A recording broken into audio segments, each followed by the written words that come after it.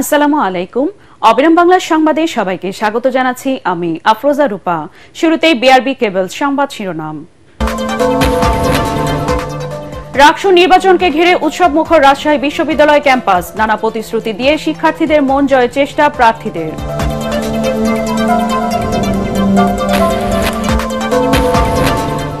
আসন পূর্ণ বিনাশের প্রতিবাদে ফরিদপুরে ভাঙ্গায় সড়ক অবরোধ তুলে নিল আন্দোলনকারীরা। যান চলাচল স্বাভাবিক। বাগেরহাটে হরতাল প্রত্যাহার করে অফিস ঘেরাও কর্মসূচি আন্দোলনকারীদের। নারায়ণগঞ্জে ফ্ল্যাট থেকে স্বামী স্ত্রী ও 4 বছরের সন্তানের লাশ উদ্ধার। পরিবারের সদস্যদের হত্যার পর গৃহকর্তা শিপলুর আত্মহত্যা।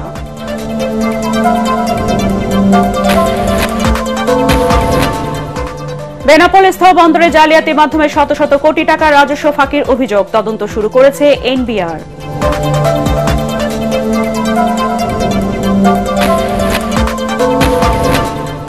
এবং ঝিনাইদহের মহেশখালীতে সিরামিক কারখানা বর্জ্যে নষ্ট হচ্ছে জমির ফসল, মরছে গাছ। দূষণ রোধে কার্যকর পদক্ষেপ নেওয়ার দাবি এলাকাবাসী।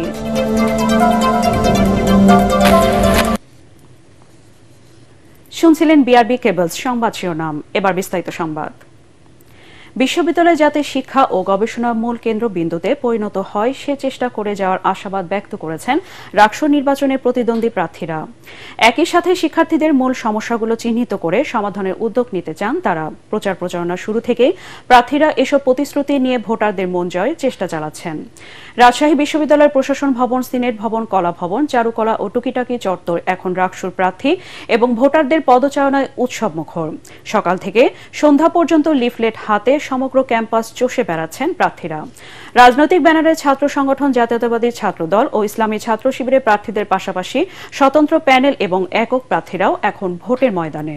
তফসিল অনুযায়ী আগামী 25 সেপ্টেম্বর 28,905 জন ভোটার ভোটাধিকার প্রয়োগ করবেন।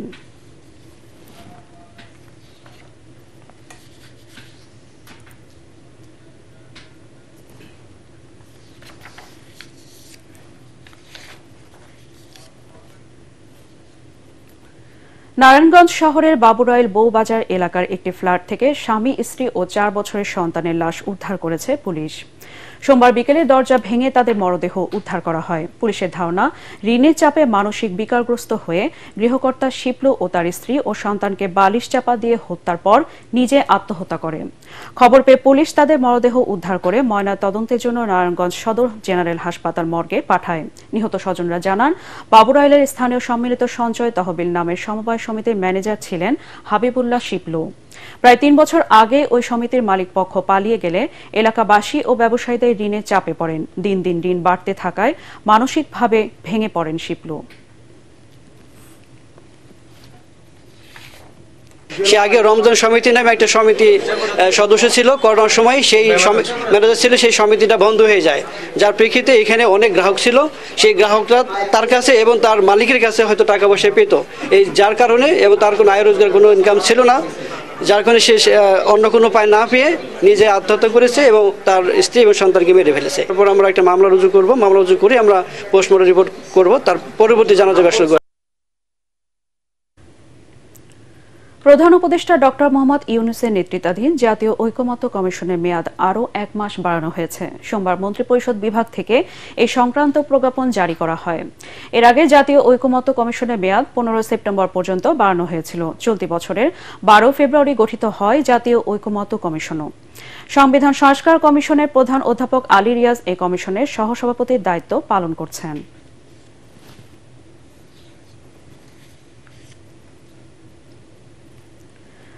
আসন্ন দুর্গাপূজা উপলক্ষে প্রধান উপদেষ্টা প্রফেসর মোহাম্মদ ইউনূসের সাথে সৌজন্য সাক্ষাৎ করেছেন হিন্দু ধর্মীয় নেতৃবৃন্দ। এ সময় প্রধান উপদেষ্টাকে পূজা মণ্ডপ পরিদর্শনের আমন্ত্রণ জানান তারা। বিকেলে রাষ্ট্রীয় অতিথি ভবন যমুনায় তাদের সঙ্গে বৈঠকে প্রধান উপদেষ্টা পূজার প্রস্তুতি ও সার্বিক অবস্থা সম্পর্কে খোঁজ খবর নেন। নেতারা জানান, এবছর সারা দেশে 1000-এর বেশি নতুন পূজা মণ্ডপ হয়েছে এবং সরকার ও প্রশাসনের পক্ষ থেকে সর্বোচ্চ সহযোগিতা দেওয়া হচ্ছে। স্থায়ী দুর্গা মন্দিরের জন্য জায়গা বরাদ্দ, পূজায় ছুটি ঘোষণা ও নিয়মিত খোঁজ খবর নেওয়ায় তারা প্রধান উপদেষ্টাকে ধন্যবাদ জানান। এ সময় ডক্টর ইউনূস পূজা উপলক্ষে সবাইকে শুভেচ্ছা জানিয়ে সাম্প্রদায়িক সম্প্রীতি অটুট রাখা ও ষড়যন্ত্র ঠেকাতে সজাগ থাকার আহ্বান জানান।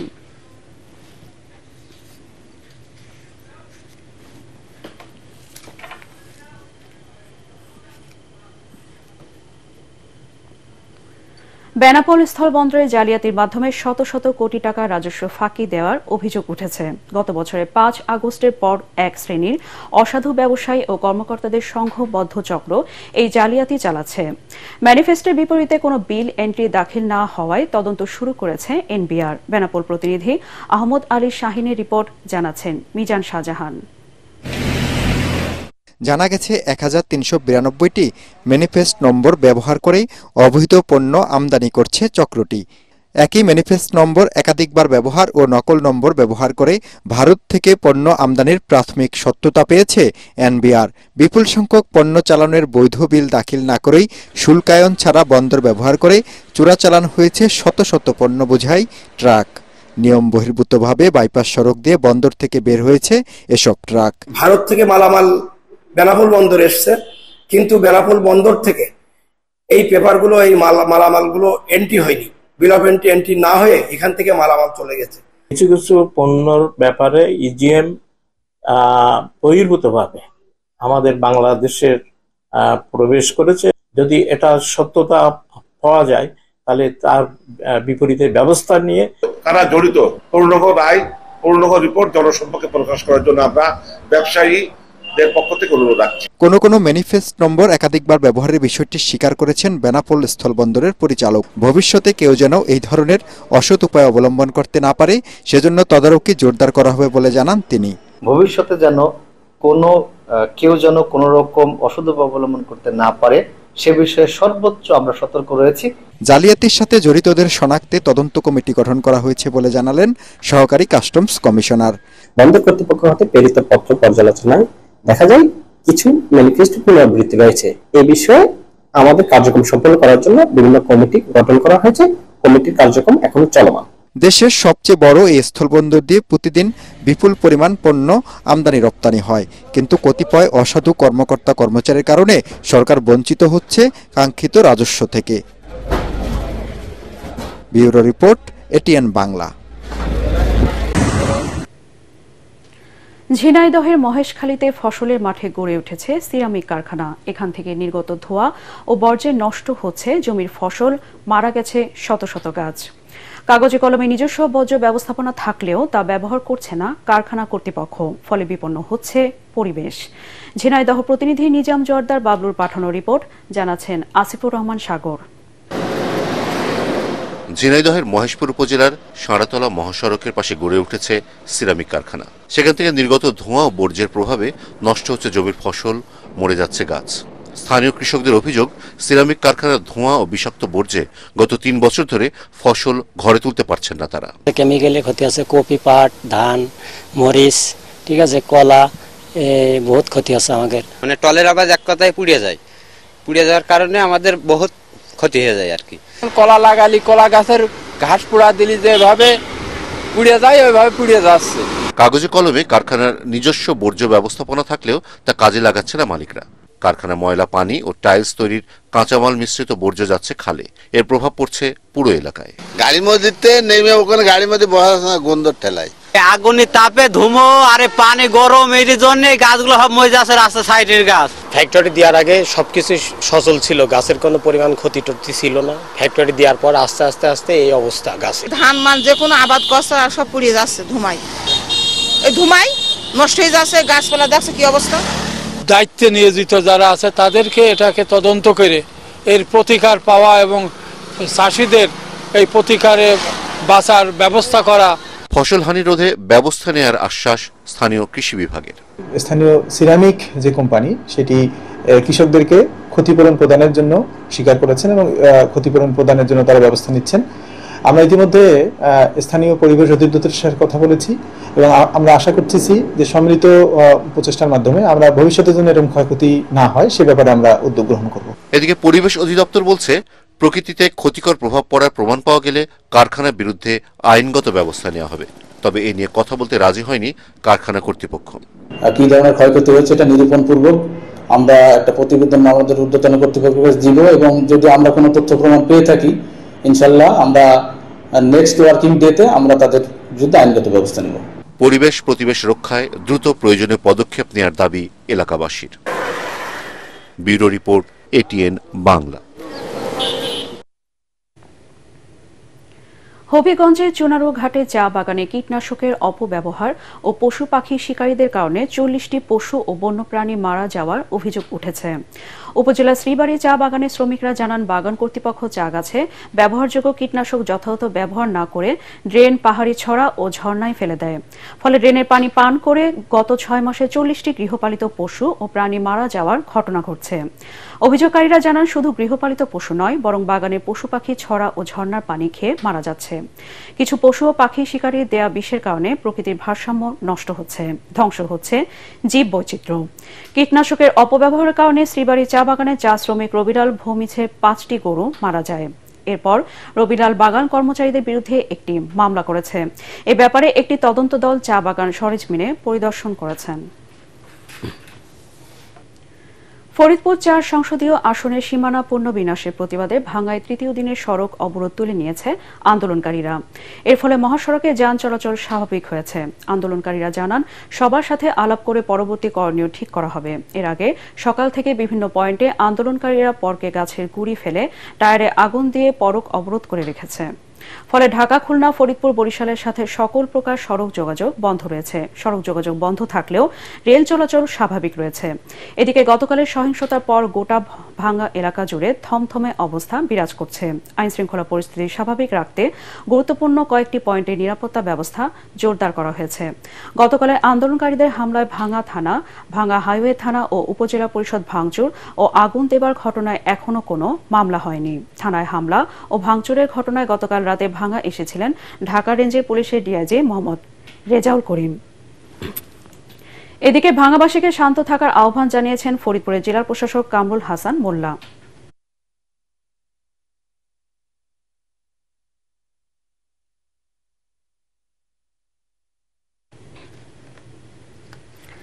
দর্শক, ফরিদপুরে ভাঙ্গা থেকে সড়ক অবরোধের সবশেষ খবর জানাচ্ছেন আমাদের প্রতিনিধি কামরুজ্জামান সোহেল।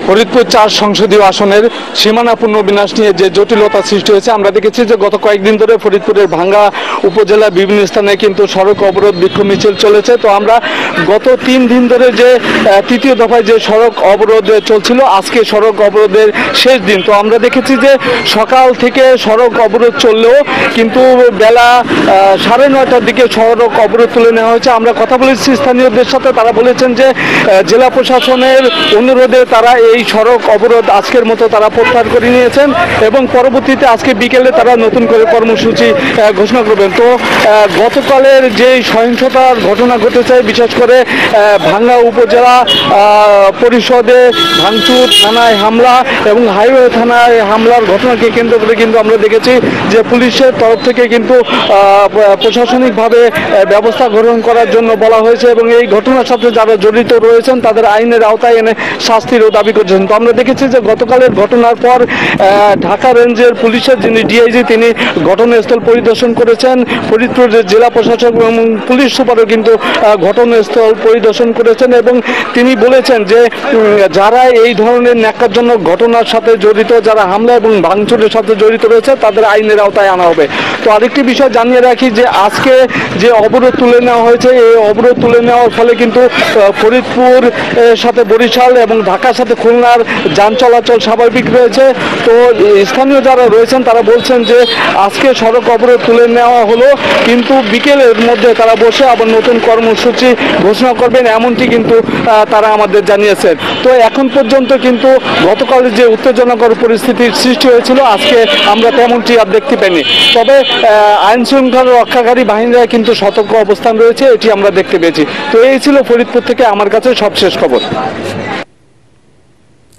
বাগেরহাটে 4টি থেকে কমিয়ে 3টি আসন করার প্রতিবাদে সর্বদলীয় ঐক্যজোটে 3 দিনের হরতাল ও 1 দিন পালন করে শারদীয় দুর্গাপূজা উপলক্ষে প্রত্যাহার করা হয়েছে। জেলা পূজা উদযাপন কমিটির আবেদনে এই হরতাল প্রত্যাহার করা হয়। তবে বাকি 2 দিন জেলা নির্বাচন অফিস সহ সকল উপজেলা নির্বাচন অফিস ঘেরাও করে অবস্থান কর্মসূচি পালন করবে তারা। পাশাপাশি সর্বোচ্চ আদালতে রিট দাখিলের প্রক্রিয়া চলমান রয়েছে। দাবি আদায় না হওয়া পর্যন্ত কর্মসূচি চলবে বলেও জানিয়েছেন তারা। এবার আন্তর্জাতিক সংবাদ।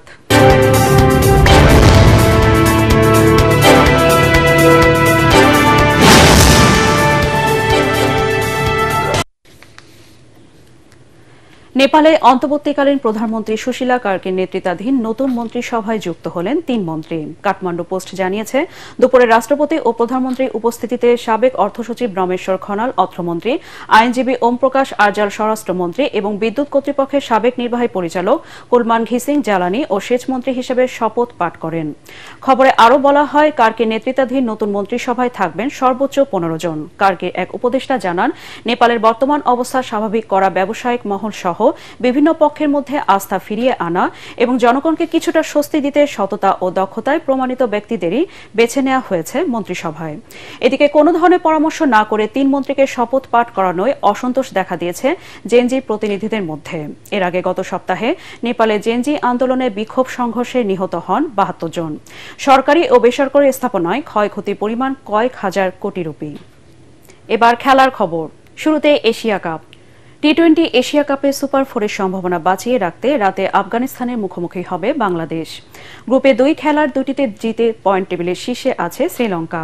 প্রথম ম্যাচে হংকংকে হারালেও দ্বিতীয় খেলায় লঙ্কানদের কাছে হেরে যায় লিটন দাসের দল। আফগানিস্তানের বিপক্ষে গ্রুপের শেষ ম্যাচটি বাংলাদেশের জন্য তাই বাঁচা মরার। শুধু জয় পেলেই হবে না, রান রেটের দিকেও নজর রাখতে হবে টাইগারদের, কারণ আফগানরা হারলেও শেষ ম্যাচটি তারা খেলবে শ্রীলঙ্কার বিপক্ষে। আবুধাবিতে রাত 8:30টায় মাঠে নামবে দুদল। শেষ করার আগে বিআরবি কেবলস সংবাদ শিরোনাম আরেকবার। রাকসু নির্বাচনকে ঘিরে উৎসবমুখর রাজশাহী বিশ্ববিদ্যালয় ক্যাম্পাস। নানা প্রতিশ্রুতি দিয়ে শিক্ষার্থীদের মন জয়ের চেষ্টা প্রার্থীদের।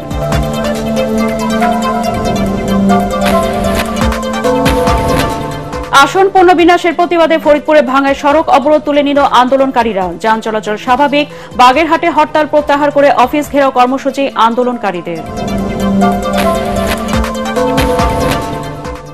নারায়ণগঞ্জের ফ্ল্যাট থেকে স্বামী, স্ত্রী ও 4 বছরের সন্তানের লাশ উদ্ধার। পরিবারের সদস্যদের হত্যার পর গৃহকর্তা শিপলুর আত্মহত্যা।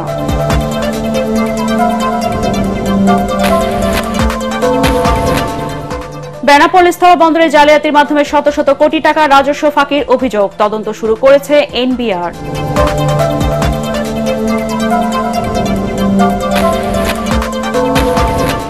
এবং ঝিনাইদহের মহেশখালীতে সিরামিক কারখানা বর্জ্যে নষ্ট হচ্ছে জমির ফসল, মরছে গাছ। দূষণ রোধে কার্যকর পদক্ষেপ নেওয়ার দাবি এলাকাবাসীর।